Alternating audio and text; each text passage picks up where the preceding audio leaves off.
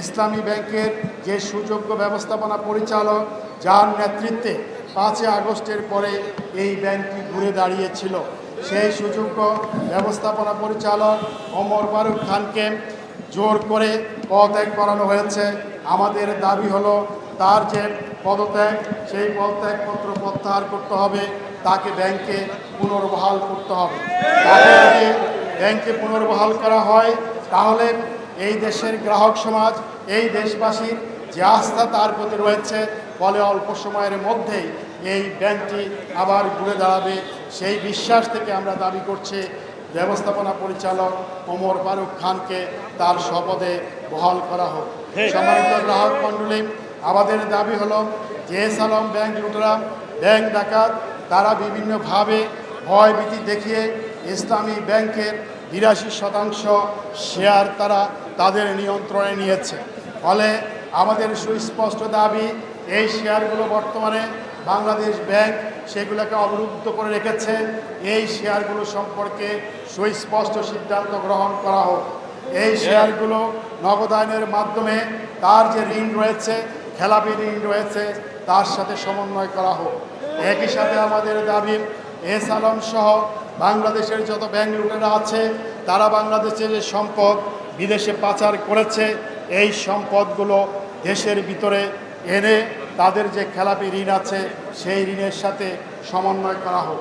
পাশাপাশি ব্যাংক লুটেরা যারা আছে, তাদের বাংলাদেশে যে সমস্ত স্থাবর এবং অস্থাবর সম্পত্তি রয়েছে, সেগুলি বিক্রয়ের ব্যবস্থা করে যে তারা যে ঋণ খেলাপি, সেই খেলাপি ঋণের সাথে সমন্বয় করা হোক। এরপরে আমাদের আরও একটি গুরুত্বপূর্ণ দাবি হলো, আপনারা জানেন অন্তর্বর্তীকালীন যে সরকার, তারা ব্যাংক রেজুলেশন অ্যাক্ট তৈরি করেছিল। সেই ব্যাংক রেজুলেশন অ্যাক্টের মধ্যে সুস্পষ্টভাবে বলা ছিল, যারা ঋণ খেলাপি, যারা অর্থ লুটপাট করেছে, তারা কোনো অবস্থায় ব্যাংকের পরিচালনা পরিষদে আসতে পারবে না।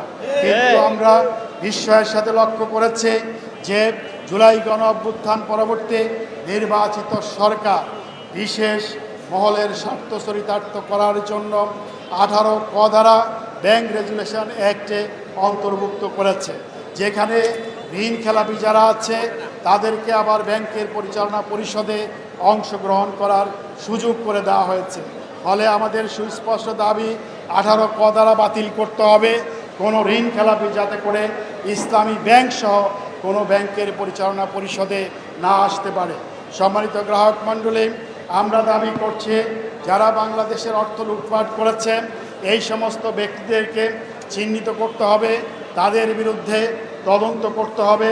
ইতিমধ্যে অনেকে চিহ্নিত হয়েছেন। সকল লুটেরা যারা আছে তাদের বিচারের আওতায় নিয়ে আসতে হবে, তাদের বিচারের মাধ্যমে উপযুক্ত শাস্তি নিশ্চিত করতে হবে। এই 5 দফা দাবি আদায় করার জন্য আমাদের যে নিয়মতান্ত্রিক কর্মসূচি, সেই নিয়মতান্ত্রিক কর্মসূচি চলমান থাকবে।